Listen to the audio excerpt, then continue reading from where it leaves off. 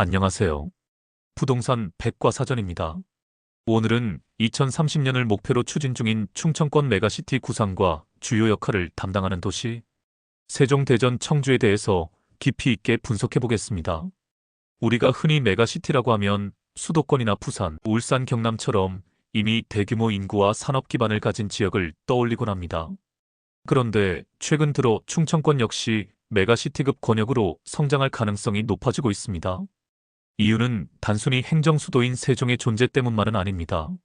대전이라는 전통적인 교육과 과학교통 중심지가 있고, 청주라는 산업물류공항의 허브, 그리고 세종이라는 행정수도로서의 위상까지 합쳐지며 충청권 전체가 거대한 생활, 산업정치 블록으로 진화하고 있기 때문입니다.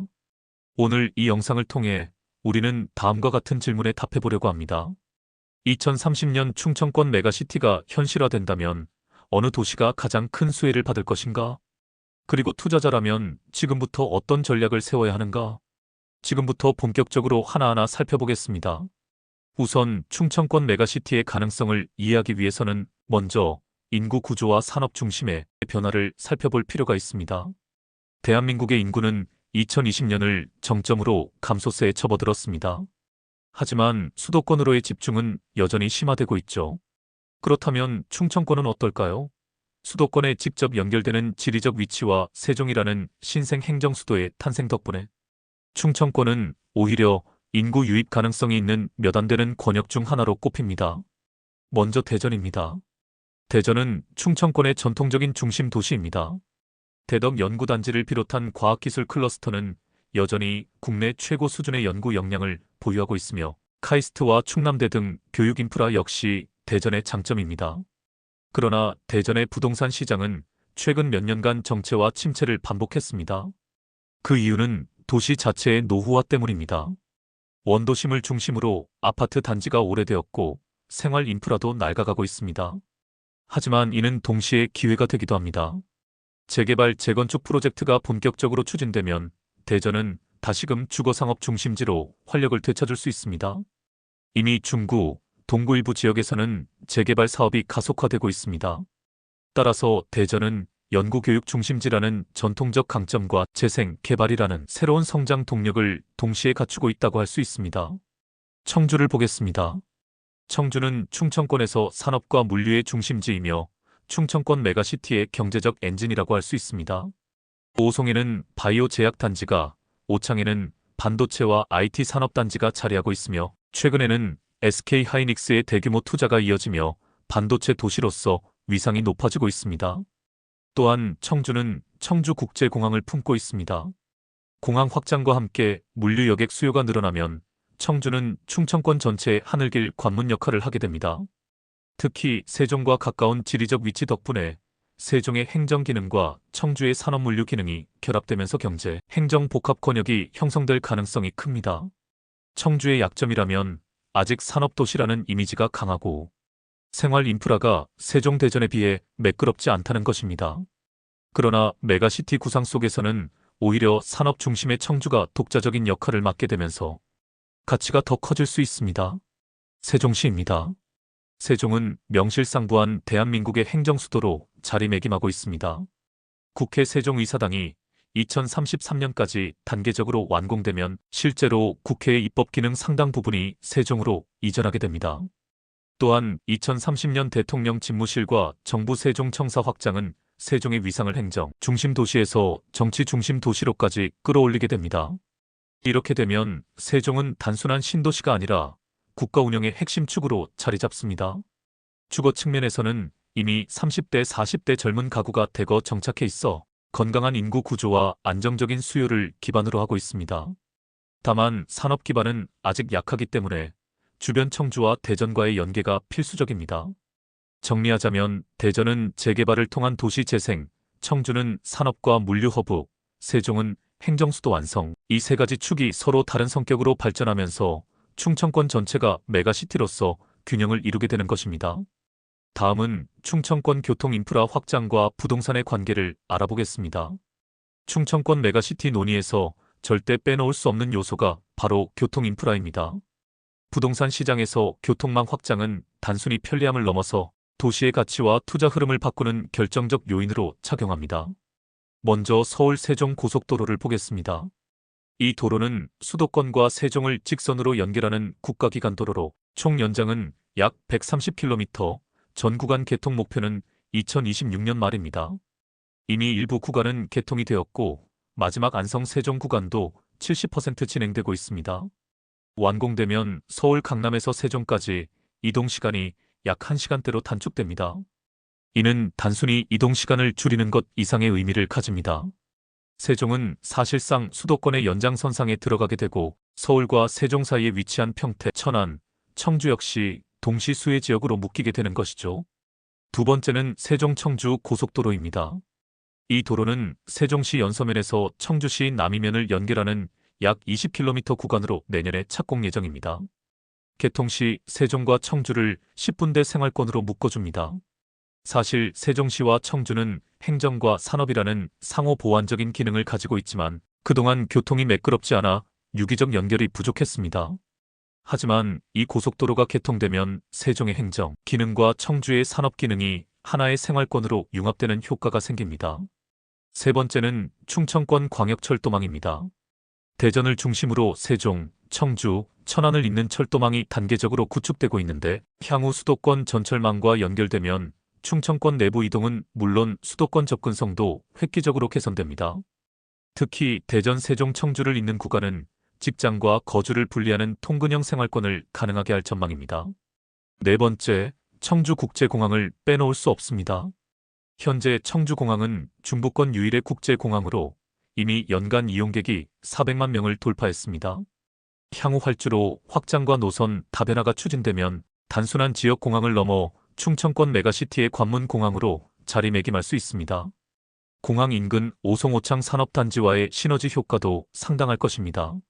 이렇게 보면 충청권의 교통 인프라는 2030년을 기점으로 고속도로와 철도, 공항이 3박자를 이루게 됩니다.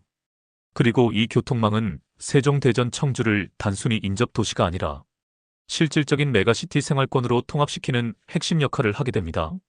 다음은 오늘 영상의 핵심인 2030년 충청권 부동산 시장의 흐름과 세종, 대전, 청주의 역할에 대해 알아보겠습니다.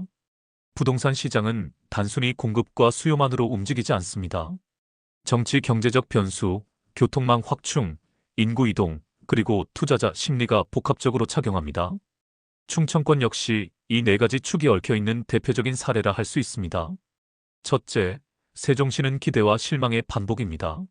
세종은 뉴스마다 온도 차이가 나며 박스권과 완만한 상향 패턴이 반복됩니다. 호재는 코어부터 반영되고 외곽은 시간차를 두고 따라옵니다. 세종시는 출범 초기부터 행정수도 완성이라는 대형 호재를 안고 출발했죠. 실제로 국회 이전, 대통령 집무실 신설 같은 소식이 나올 때마다 집값은 급등했습니다. 하지만 공약이 지연되거나 대통령 집무실이 청와대로 회귀한다는 뉴스가 나올 때마다 시장은 급속히 침체했습니다. 즉, 세종 부동산은 정치 이벤트에 가장 민감하게 반응하는 도시입니다. 현재도 공실 문제와 거래량 감소가 동시에 나타나지만 장기적으로는 정치 행정 기능의 확정이 시장을 다시 끌어올릴 카드가 될 수 있습니다. 국회 세종의사당 단계 가동, 대통령 직무 기능의 제도권 안착, 정부 세종청사 기능 확대가 맞물리며 정치 행정 특화 도시로 리레이팅이 시작됩니다. 실거주 수요가 두텁고 젊은 층의 비중이 높아 전세 가율 회복과 매매가 갭 축소, 거래량 회복의 선순환이 빨라집니다. 포인트는 업무 상업 축에 집중입니다. 정부 세종청사 나성동 상권과 연결되는 세종중, 핵지 새롬 다정 나성 등이 빠르게 회복하고 이후 외곽 신규 택지로 파급될 것입니다. 둘째, 대전은 정체 속 기회의 도시입니다. 대전의 아파트 값은 2021년 고점을 찍은 이후 하락세를 겪었고 2024년에는 바닥권에 머물렀습니다. 투자자들은 현재 대전을 저평가 지역으로 보고 있습니다. 하지만 최근 들어 거래량이 점진적으로 늘어나고 일부 재개발 구역을 중심으로 가격이 반등하는 조짐이 보입니다. 도시철도 2호선 트램, 광역철도, 재개발 가시화가 겹치며 원도심 재생이 현실로 들어갑니다. 대전은 거래 회복이 늦어지는 도시지만 재개발 구역 분양 이주 수요가 촉발되면 도심 코어 재평가가 시작됩니다. 연구 교육 인프라라는 체력이 있어 상승의 지속력이 생깁니다. 포인트는 원도심 중구 동구 재개발 라인과 둔산 도안축의 재정비입니다. 낡음이 리스크에서 오히려 업사이드로 바뀌는 순간 가격 탄성은 생각보다 큽니다. 리스크도 있습니다. 정책의 불확실성과 금리나 공급 변동성이 확대될 경우 대전은 재개발 구역의 자금 조달과 이주, 분양 일정이 늘어지며 재개발 속도가 빠른 구역과 느린 구역의 차별화가 심해집니다. 체력이 약한 구역이 거래 경색을 겪습니다. 이럴 땐 입지 선별이 승패를 좌우합니다. 셋째, 청주는 산업과 교통이 견인하는 수요가 좋습니다. 청주는 세종 대전과 달리 주로 실수요와 산업 기반이 시장을 끌어가는 힘입니다. 반도체 클러스터, 오송 바이오 단지, 공항 확장 같은 산업 인프라 호재가 꾸준히 이어지고 있죠. 반도체 바이오 클러스터의 투자 지속, 공항 수요 확대가 이어지면 산업 교통 결합형 실수요가 견조합니다. 청주는 급등보다 완만한 우상향의 확률이 높습니다. 포인트는 오창 반도체, 오송 바이오, 테크노폴리스, 공항 접근 축입니다. 세종 청주 고속도로 체감이 커질수록 세종 직주 청주 주거 혹은 그 반대의 교차 수요가 늘어납니다. 청주의 특징은 단기 투기 수요보다 중장기적 산업 성장에 따른 실수요가 많다는 점입니다. 청주는 산업 사이클에 연동되어 꾸준한 상승의 톤을 유지합니다. 또한 물류공항 수요가 꾸준히 바닥을 받칩니다. 즉, 가격 급등락은 크지 않지만 안정적 상승 흐름을 보일 가능성이 높습니다.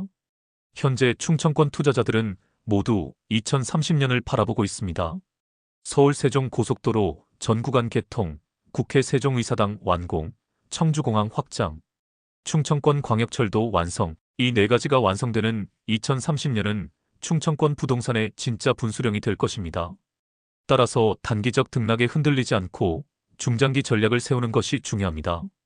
결론적으로 2030년 충청권 메가시티는 단순한 지역 개발이 아니라 정치, 행정, 산업, 교통, 생활이 한데에 어우러진 거대한 변화를 의미합니다. 우리가 투자 전략을 세울 때는 단기적인 뉴스에 휘둘리기보다는 2030년이라는 분명한 시간표와 각 도시의 본질적 포지션을 이해하는 것이 중요합니다. 앞으로 충청권은 더 이상 개별 도시가 아니라 하나의 생활권 경제권으로 묶여 움직이게 될 것입니다. 투자자라면 지금부터 이 변화를 선제적으로 읽고 어디에, 언제, 어떤 상품으로 접근할지를 구체적으로 준비해야 합니다. 이상 부동산 백과사전입니다. 구독, 좋아요 감사합니다.